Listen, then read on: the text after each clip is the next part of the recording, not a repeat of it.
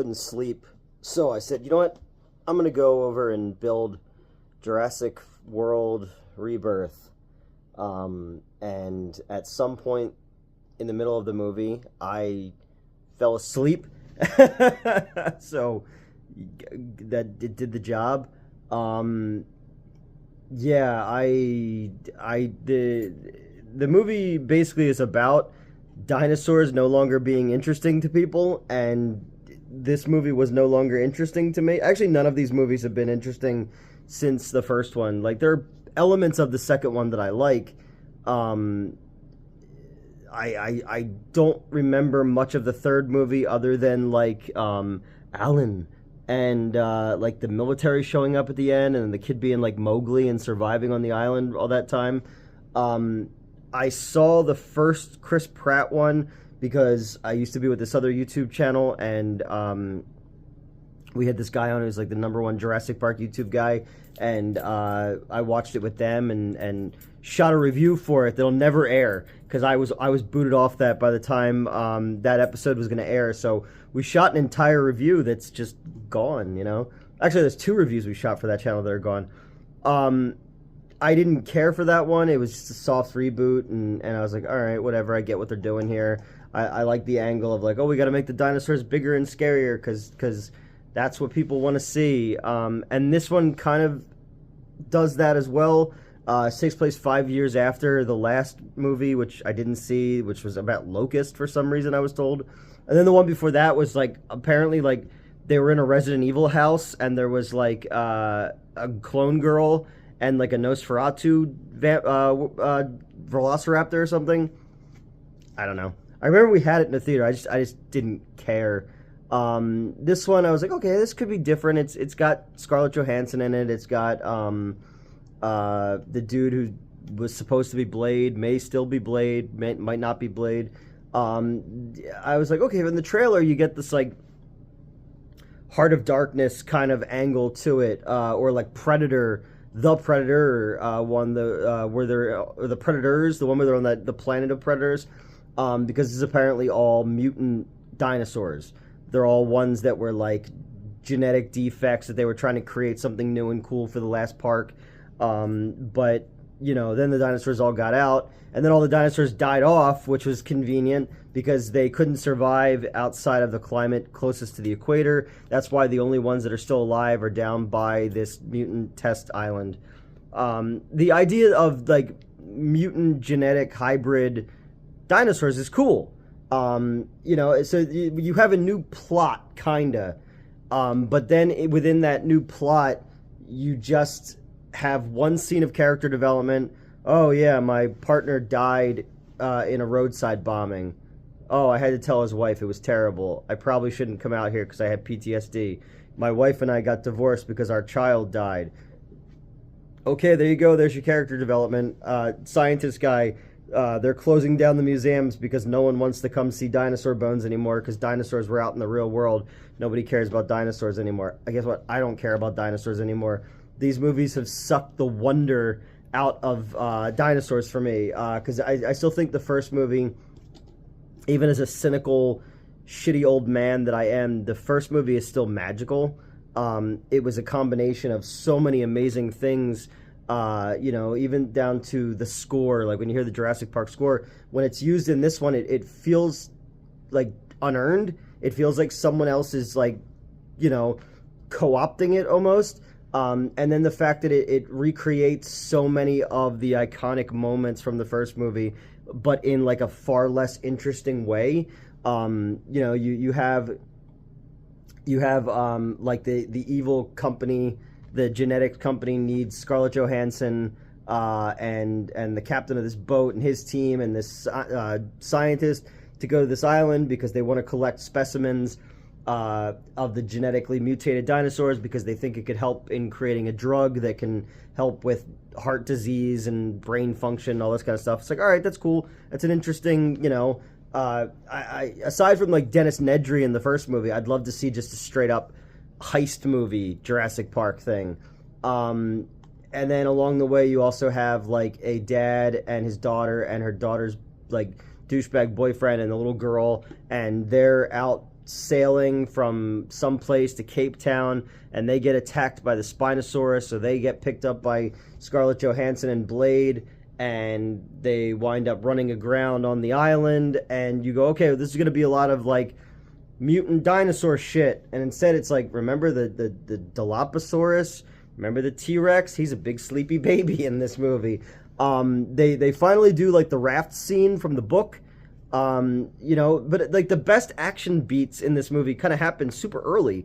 And then after that, it's just a lot of repeating scenes from the first movie. You have, you know, the raft scene kind of turns into the scene where Lex and Tim are in the car and the T-Rex, like, is attacking the top of it.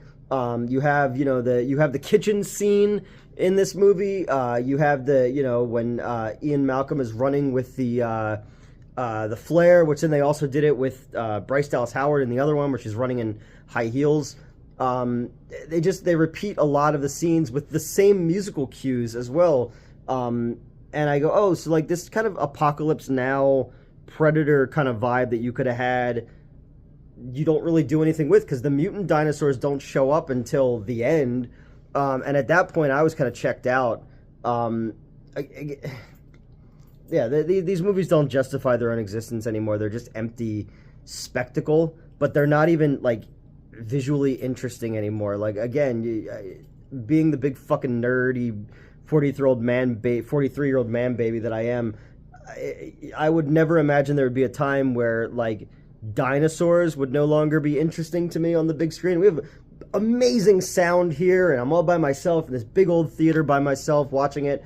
And you know, I always kind of hope that, all right, if it's not, like, you know, nothing's ever going to be the first one, because I was in, like, 4th grade when that came out, and my parents made, you know, my mom made me read the book before it, and there was the toys and the fucking trading cards and all that kind of stuff, and you know, it was that practical puppets and you know, CGI, and it still looks good to this day, and it had characters that I actually gave a shit about. And this one, I think the only one's the Zora is ScarJo's character's name. She's the only one I remember.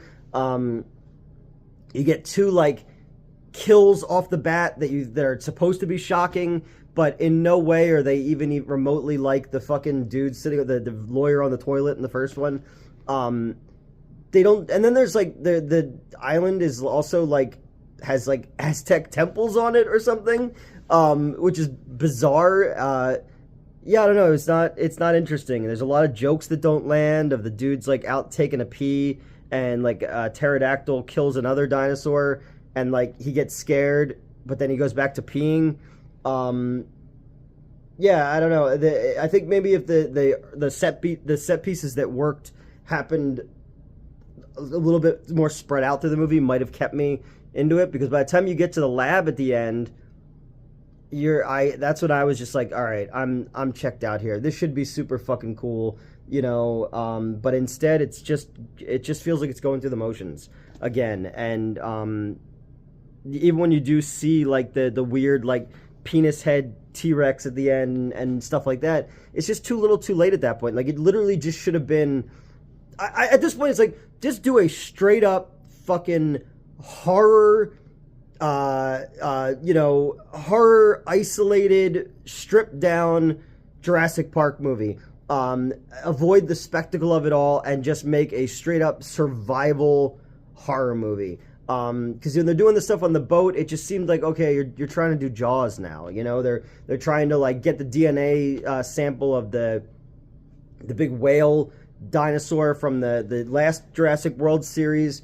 And then the Spinosaurus and Jurassic Park 3 show up, and, you know, and it just felt like you were just like, okay, we're doing the orca now, you know, and it just, I don't know, it just was so bland and uninteresting and just visually murky too. I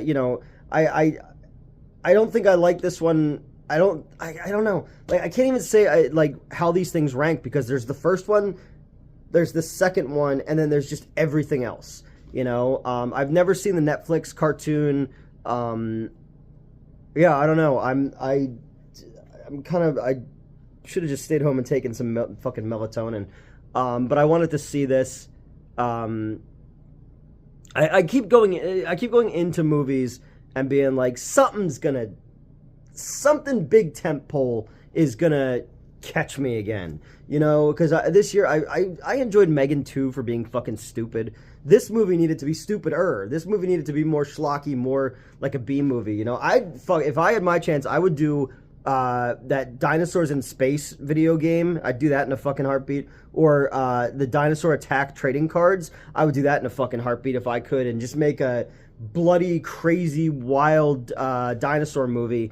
You know, but instead they just keep repeating the same shit and expecting people to come out. But again, these movies are fucking they're review proof because they're gonna make their money regardless. You know, people like to just come and see empty spectacle, and I don't know, there was something so special about the first one that, you know, it's one of those movies that, yes, you saw it at a specific time in your life, and it had a different meaning to you then. It was, again, magical. But every time I go back and I rewatch it, it's one of those movies that still catches me off guard of something that, you know, reminds me of why movies are magical and movies are special. And, you know, while you have stuff like Sinners this year, and you had stuff like, you know, Bring Her Back, and even 28 Years Later, you know, I like Thunderbolts a lot. Thunderbolts, I think, is the closest thing recently that I've had to, like, a tentpole movie that, like, left me satisfied. But again, that's one made up of, like, Z-grade characters, so it's not even, you know, nobody's had the ability anymore to bring back that kind of magic, and I think it's just because studios are like, look, these people are fucking stupid, man. They're fucking stupid. Just make movies that you can make memes out of. It doesn't have to be good. Just big fucking empty hollow spectacle. They'll pay their money and they'll leave, and you'll forget about it by the time you get in your fucking car, you know, and that's what sucks. That's what, you know, that's what I hate about movies, you know, is just the idea that there is very, very little blockbuster art that's meant to last anymore. Everything is so fucking disposable. And, you know, I look back on the movies that I grew up with, and I don't, you know, again, I'm a fucking sad old man, sitting on the floor in the balcony at 3 o'clock in the morning, and just being like, I don't know, Jaws, Jurassic Park, Close Encounters, E.T., Indiana Jones, you know, the Terminator 2, like, Ghostbusters, you know, they used to fucking try to make big blockbuster movies that, like, were not just spectacle but also, like, good fucking movies too. And I just don't feel like there's any need to do that anymore. And it's the more and more I go, oh, there's just no need for me to see these movies anymore then, you know? Yeah, I don't know. It's a bummer. Because I skipped the last 2 Jurassic Park movies. I knew what happened. This one, you know, this one bridges the gap between the last one and this one from everything I was told. You know, and there was a conceit there. There was a cool concept of what could have been if you would have done this Apocalypse Now with mutant dinosaurs angle. That could have been really fucking dope, and yeah, you could still bring in the stupid little kids and the family and stuff like that, whatever. If they bring in there's like a little mutant dinosaur, it's obviously supposed to be their baby Yoda or their fucking their baby Groot or something like that, because gotta do that in every movie now. You need a fucking minion. Yeah, I don't know, it was a bummer. But again, I didn't really expect much. I just thought maybe I'll get lucky, maybe like the review bombing it because, you know, people are just shitty. But no, it just, yeah, it was a, like, I don't know, it just felt like a cheap copy of the first one and the first of the Chris Pratt movies. Just, you know, less people around. Actually, the best acted scene in the entire movie is the fucking opening where the guy, and it's in all the trailers, where he's like, let me out, and he's inside the hazmat suit. Kind of reminds me of the scene in the X-Files Fight the Future movie. Yeah, I don't know, man.